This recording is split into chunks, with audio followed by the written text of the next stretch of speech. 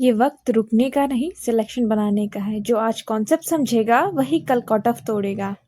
सो CUET PG psychology में competition tough है, लेकिन याद रखिए एग्जाम डिफिकल्ट नहीं होता, प्रिपरेशन स्मार्ट होती है। इस वीडियो में हम पीवाईक्यू को गेस करेंगे और लॉजिक, क्लैरिटी और एग्जाम ओरिएंटेड अप्रोच को के साथ सॉल्व करेंगे, ताकि हर ऑप्शन खुद बोले मैं ही सही हूँ। तो नोटबुक रेडी रखिए, फोकस आप कीजिए, क्योंकि आज का सेशन आपकी प्रिपरेशन को नेक्स्ट लेवल पे ले जाने वाला है। So hello, welcome back to the channel the psychology catalyst, और मैं खुशी, और हम लोग कर रहे हैं हमारा नेक्स्ट, जो हम लोगों ने 6 यूनिट तो कवर कर लिया है। अब हम करने वाले हैं हमारा यूनिट 7, पर्सनालिटी एंड थीरीज। सो आज की वीडियो में हम लोग पर्सनालिटी से रिलेटेड क्वेश्चंस को सॉल्व करने वाले हैं। जो पीवाईक्यू क्वेश्चंस हैं उनकी प्रैक्टिस करने वाले हैं, जो सीयूईटी पीजी के पॉइंट ऑफ व्यू से बहुत ज़्यादा इम्पॉर्टेंट होने वाला है। तो हम स्टार्ट करेंगे हमारे फर्स्ट क्वेश्चन, जो हमारे पीवाईक्यू का फर्स्ट क्वेश्चन है, उसके साथ। तो बिना देर किए हम लोग स्टार्ट करेंगे हमारा फर्स्ट क्वेश्चन।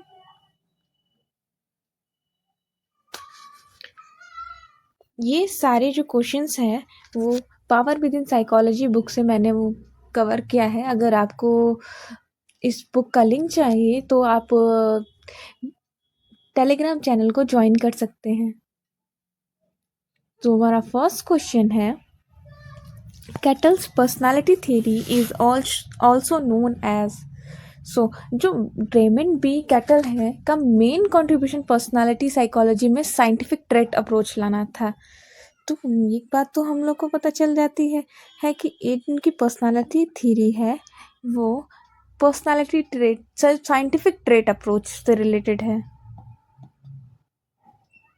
साइंटिफिक, उन्होंने पर्सनालिटी को स्पेक्युलेटिव आइडियाज की बजाय ऑब्जेक्टिव स्टैटिस्टिकल एनालिसिस से समझने की कोशिश की है। कैटल ने हजारों पर्सनालिटी डिस्क्रिप्टर वर्ड्स कलेक्ट किए, फिर फैक्टर एनालिसिस का उपयोग करके ट्रेट्स को रिड्यूस किया। उन्होंने सरफेस ट्रेट्स जो होते हैं, जो ऑब्जर्वेबल ट्रेट्स हैं, और सोर्स ट्रेट जो अंडरलाइन स्ट्रक्चर्स होते हैं, उन्हें आइडेंटिफाई किया और 16 सोर्स ट्रेट बनाए। सोर्स ट्रेट से 16 पीएफ टेस्ट डेवलप किया।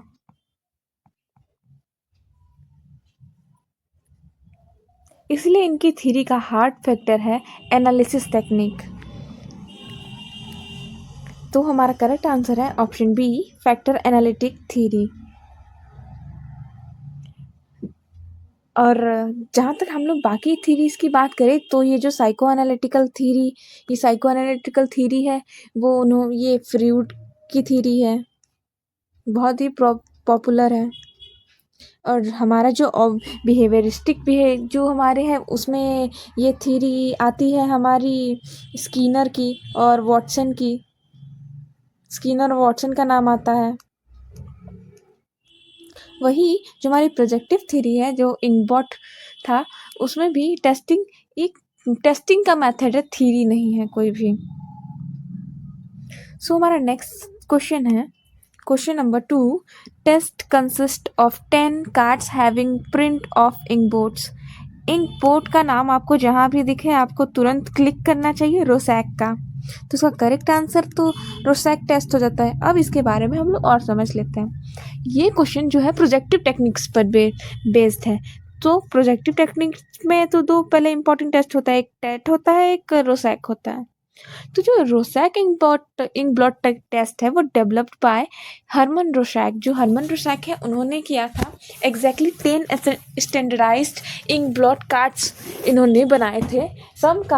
जो कुछ कार्ड्स थे वो ब्लैक एंड वाइट थे, कुछ कलर्ड थे। इसका पर्पस जो था अनकॉन्शियस कॉन्फ्लिक्ट्स पर्सनालिटी स्ट्रक्चर की स्टडी करना। सब्जेक्ट्स को एम्बिग्यूअस स्टिमुलस दिया जाता है, जिसे रिस्पॉन्स से पर्सनालिटी इन्फर की जाती है। तो हमारा करेक्ट आंसर हो गया हमारा ऑप्शन ए। वही अगर होल्टमैन इंकब्लॉट टेस्ट की बात की जाए तो उसमें 45 कार्ड्स होते हैं, ना कि 10।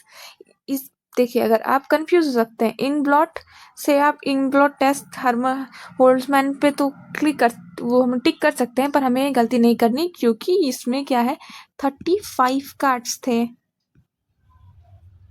और हमसे पूछा है 10 कार्ड्स के बारे में। वही, और डीएपी ड्रॉ पर्सन टेस्ट ये ड्राइंग बेस्ड टेस्ट है। टीएटी पिक्चर्स, कार्ड और स्टोरीज से रिलेटेड है। Next question, people with personality have tendency to be distressed, experience negative emotions and also to feel insecure and anxious. ये question personality type and emotion से जुड़ा हुआ है, तो हमारा जिसका करेक्ट आंसर होगा ऑप्शन है हमारा ए, टाइप टी। तो टाइप डी यानी डी मतलब डिस्ट्रेस्ड, जो कि रिलेटेड होता है हमारा नेगेटिव इफेक्टिविटी से, एंजाइटी से, depression, emotional inhibition often link होता है इसका कार्डियोवैस्कुलर रिस्क से। वहीं पे जो ऑप्शन ए है, जो हमारा अदर हमारे जो ये सारे दिए हुए हैं सिम्टम्स, ए क्या होता है, ए जो होता है हमारा वो कॉम्पिटिटिव और एग्रेसिव होता है, बी हमारा रिलैक्स्ड होता है, सी जो है हमारा ये कैंसर प्रोन और इमोशनल सप्रेशन होता है। इसलिए हमारा करेक्ट आंसर है option type D, option A type D. Next question,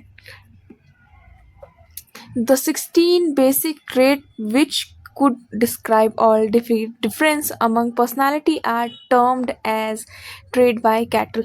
तो अभी कैटल के बारे में हम लोग ने पहले भी बात किया है, एक बार हम लोग उसके फिर से एक बार बात कर लेते हैं। तो कैटल ने क्लासिफाइड किया था ट्रेड्स को दो ट्रेड्स में। उनके जो एक ट्रेड था, फर्स्ट ट्रेड तो था जो सरफेस था, और वही सेकंड ट्रेड्स था वो उसे बोलते हैं सोर्स। जो हमारा फर्स्ट ट्रेट है सरफेस ट्रेट, ये ऑब्जर्वेबल बिहेवियर होती है, और वही सोर्स होता है, सोर्स जो है हमारा वो अंडरलाइन स्ट्रक्चर है, अंडरलाइन स्ट्रक्चर।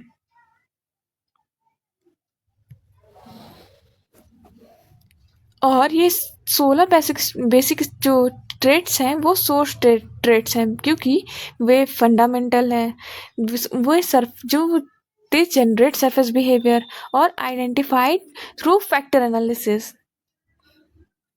तो हमारा करेक्ट आंसर हो जाएगा option D, source trait. Next हम क्वेश्चन है, according to Carl Rogers personality is determined by the difference between. So जो कार्ल रोजर्स हैं, जिन्हें ह्यूमनिस्टिक साइकोलॉजी की बात की थी, ये जो कार्ल रोजर्स हैं उन्होंने ह्यूमनिस्टिक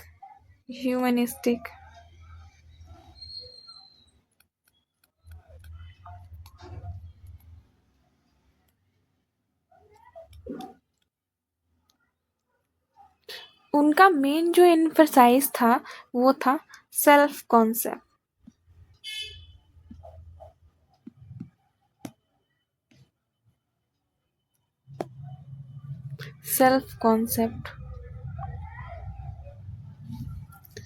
उन्होंने की टर्म दिया था रियल सेल्फ और आइडियल सेल्फ। तो रियल सेल्फ क्या है, what a person actually is, यानी इंसान एक्चुअल में क्या है वो है रियल सेल्फ। वही आइडियल सेल्फ क्या है कि इंसान क्या बनना चाहता है, वॉन्ट्स टू बी। और मेंटल हेल्थ डिपेंड करती है कॉन्ग्रुएंस जो स्मॉल गैप में, और जैसे जैसे कॉन्ग्रुएंस से हमें एंजाइटी मैल एडजस्टमेंट होती है। इसीलिए हमारा जो करेक्ट आंसर है वो है option B, ideal self and real self. वही जो इंट्रोवर्जन और एक्सट्रावर्जन है, ये ट्रेट्स थ्योरी से रिलेटेड है। ये जो हमारा है ये ट्रेट थ्योरी से रिलेटेड है। Self efficacy and self esteem, ये जो हमारा है ये बेंडूरा से रिलेटेड है।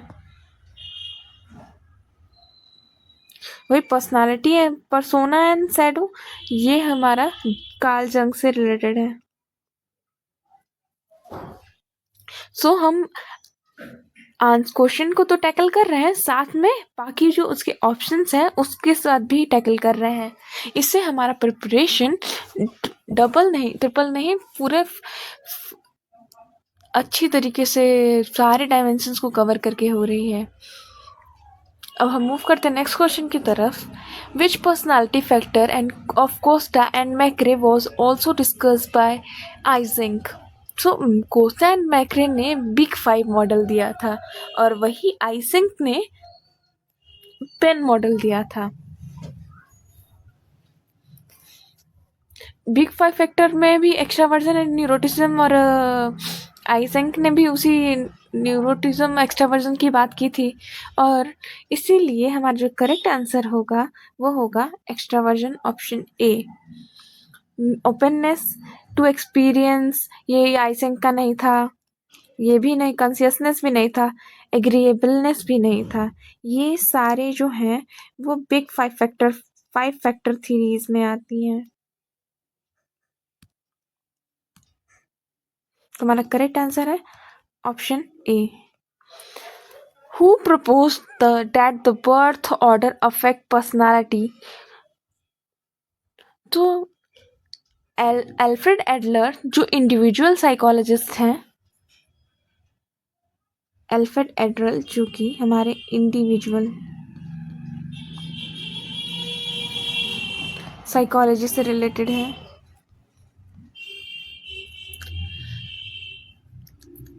उनका बर्थ ऑर्डर सेव्स पर्सनालिटी। उनका कहना था कि बर्थ ऑर्डर है वो उस पर्सनालिटी को सेव करती है। जो फर्स्ट बॉर्न होता है वो रिस्पॉन्सिबल और कंजर्वेटिव होता है, मिडिल चाइल्ड कॉम्पिटिटिव होता है, यंगेस्ट जो होता है वो पैम्पर्ड होता है, और जो ओनली चाइल्ड होते हैं वो मैच्योर तो होते हैं पर डिपेंडेंट होते हैं।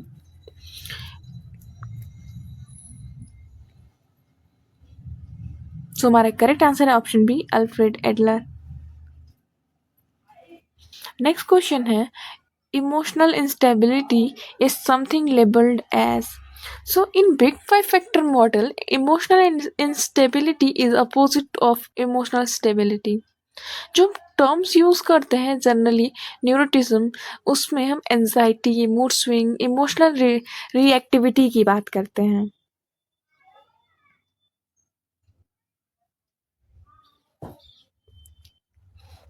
इसलिए हमारा करेक्ट आंसर है option C, neuroticism.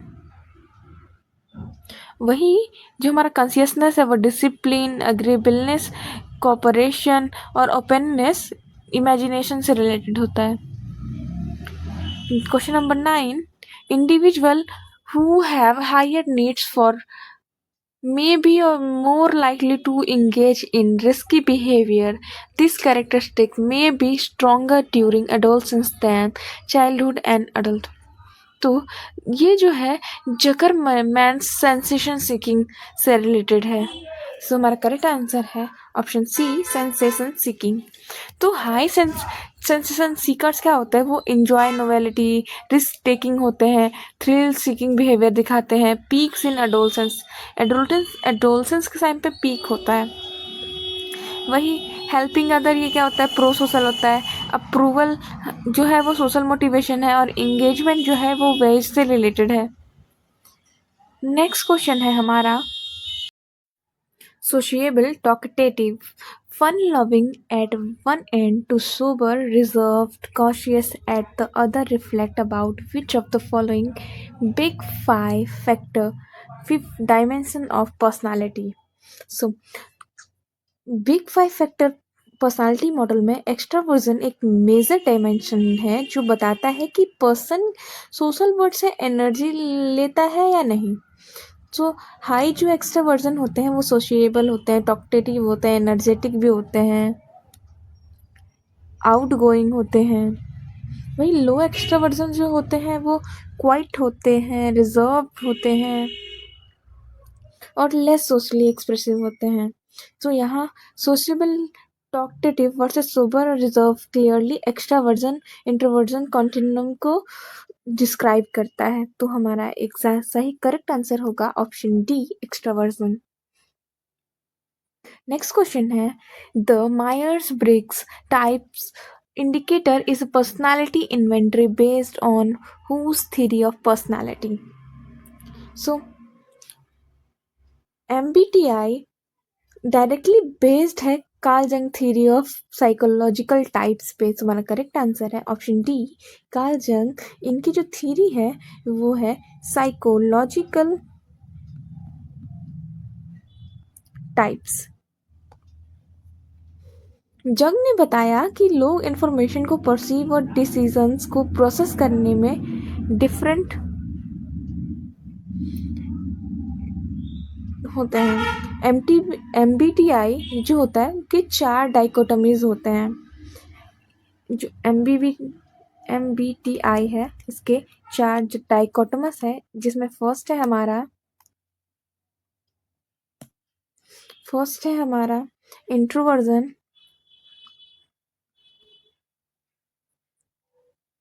Extraversion. Second है सेंसिंग एंड इंट्यूशन।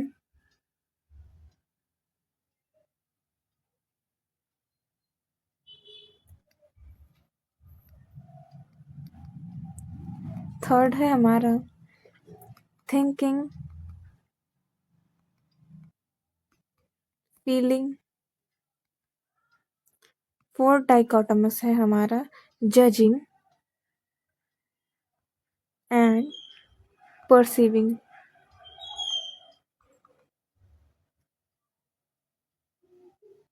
अब हम मूव करते हैं हमारे नेक्स्ट क्वेश्चन की तरफ। Question number 12। The following is true of nomothetic approach to personality.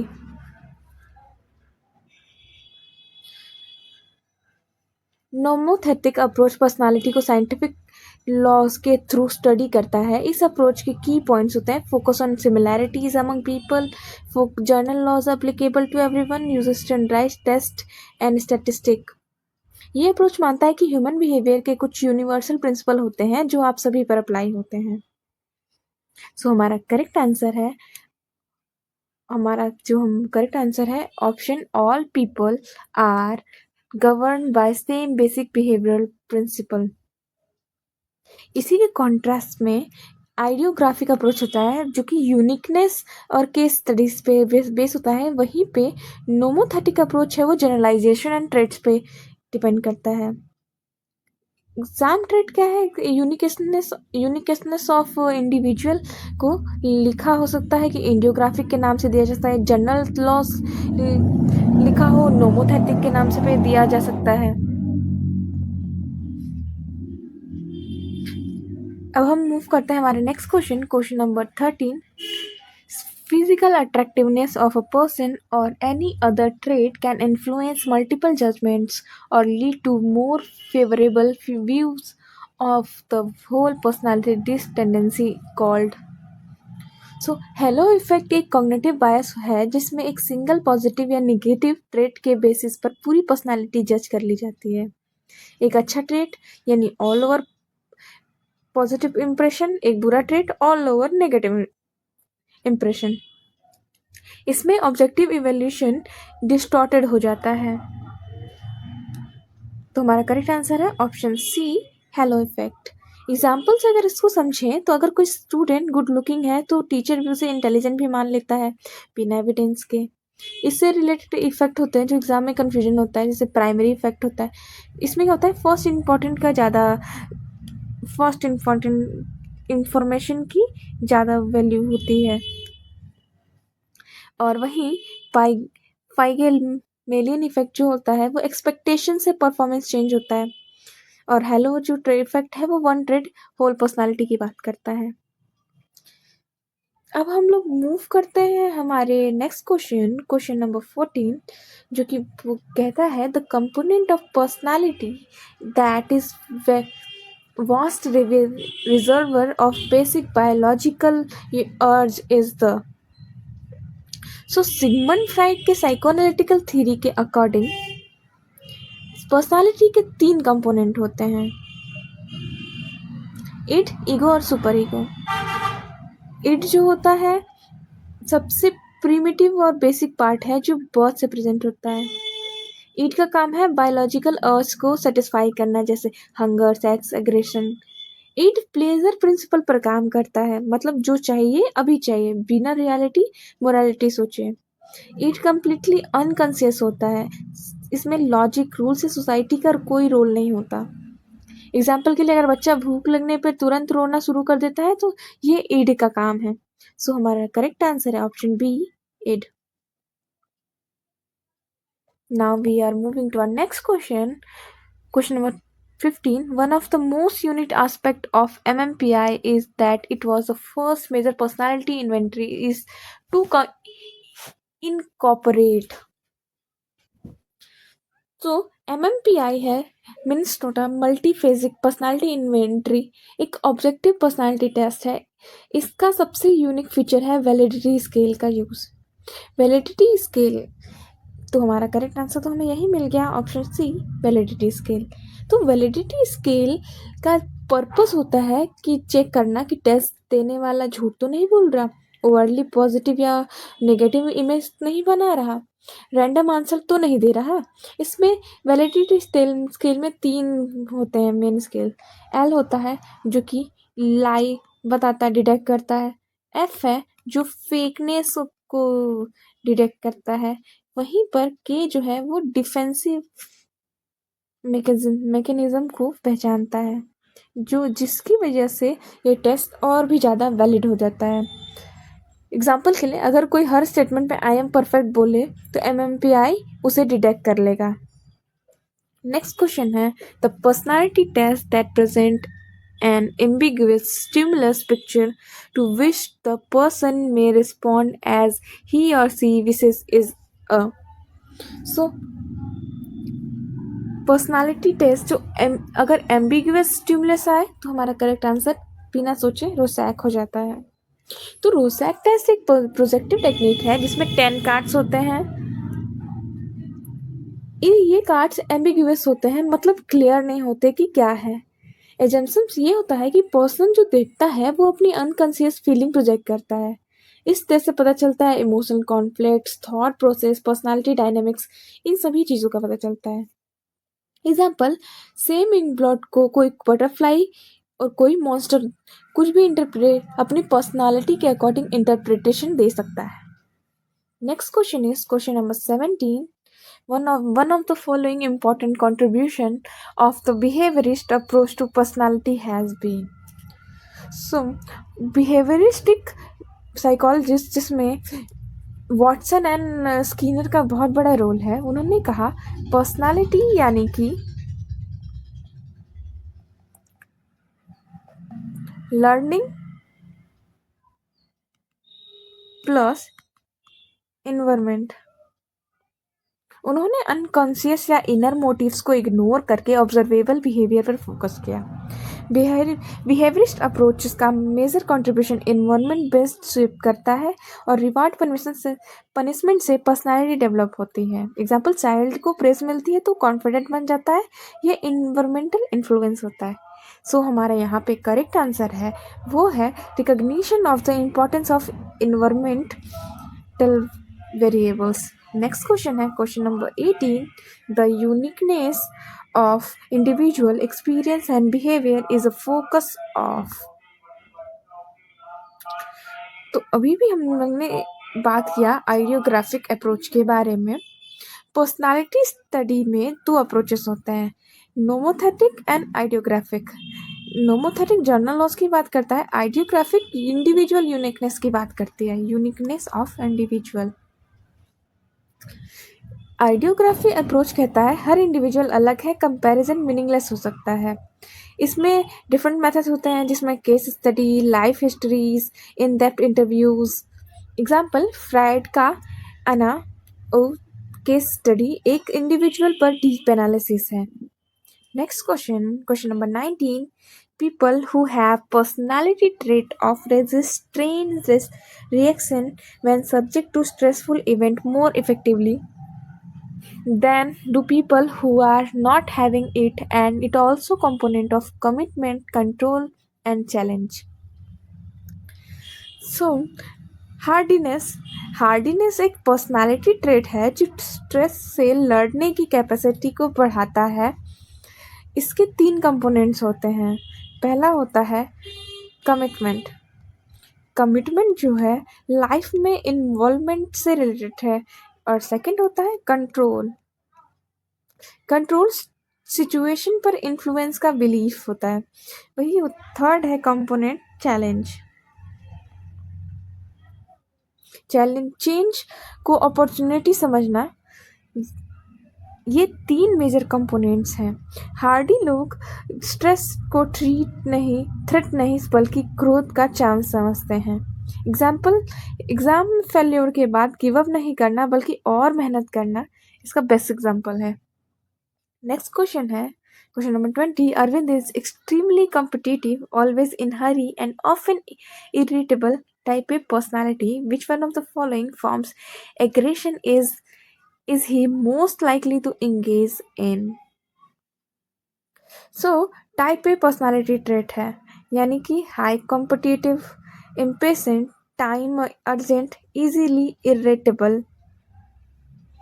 तो type A long anger driven aggression दिखाते हैं, जिसे हॉस्टाइल एग्रेशन भी कहते हैं। इसमें मेन एम जो होता है वो हार्म करना होता है, कोई गोल अचीव करना नहीं होता। फॉर एग्जाम्पल ट्रैफिक में गुस्सा आकर चिल्लाना या लड़ना इसका बेस्ट एग्जाम्पल है। अब हम मूव करते हैं हमारे नेक्स्ट क्वेश्चन की तरफ। Question number 21। Sensation seeking personality as suggested by Zuckerman is likely to correlate negatively with. Zuckerman के अकॉर्डिंग सेंसेशन सीकिंग का मतलब होता है risk taking, thrill, novel experience.